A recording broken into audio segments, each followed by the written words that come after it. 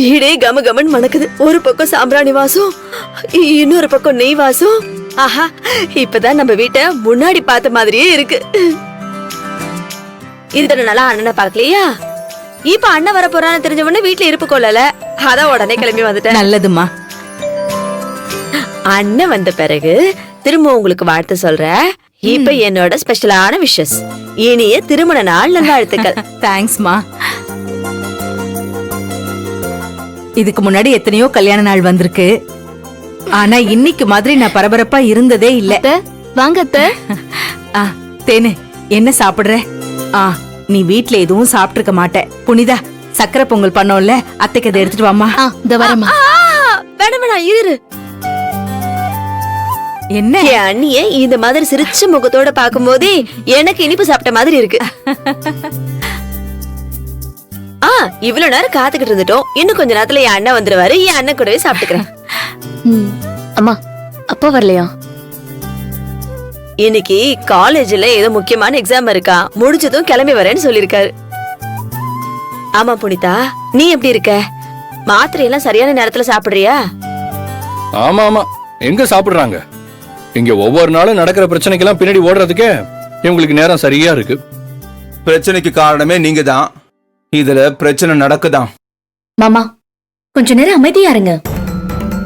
அத்தையே இப்பதான் சந்தோஷமா சிரிச்சு பேசிக்கிட்டு இருக்காங்க. அதான் என்னோட பயமே.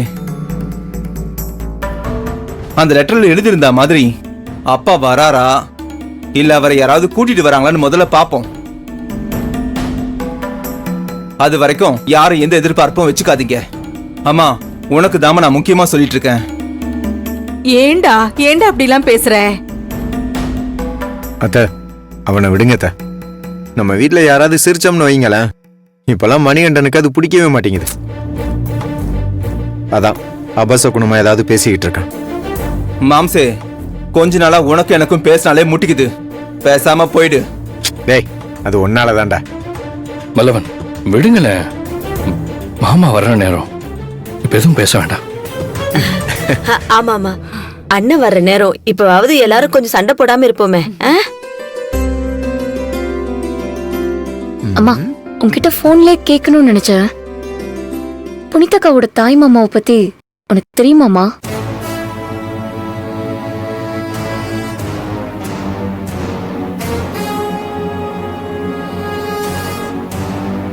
சொல்லுங்க அத்த.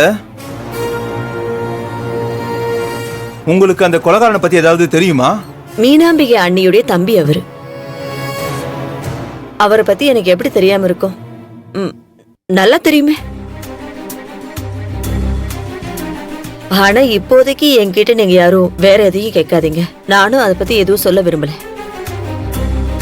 இப்படி சொன்னா எப்படிமா? மாமாவை கடத்தி வச்சிருக்காங்க. அவர் எப்படிப்பட்டவர்னே தெரிய வேணாமா? விடு தெய்வான, அத்தைதான் தெளிவா சொல்லிட்டாங்கல்ல. அதான பார்த்தேன். என்னடா தாய்மாமனுக்கு இன்னும் வக்காலத்து வாங்கலையேன்னு. அம்மா, உங்களுக்கு அந்த ஆளை பத்தி ஏதாவது தெரியுமா? இல்ல நீங்களும் நான் எதுவும் சொல்ல மாட்டேன்னு தான் சொல்ல போறீங்களா? பாரு, நான் சொல்ல மாட்டேன்னு சொல்லல, ஆனா நான் அவரை பத்தி பேச விரும்பல. உனக்கே இப்ப வீட்டுல என்ன நிலைமைன்னு தெரியும்ல. எனக்கு என் வீட்டுக்காரு நல்லபடியா வீட்டுக்கு வந்தா போதும்னு இருக்கு. வேற எதுவுமே பேசவே வேண்டாம், புரியுதா? பேசாம இரு.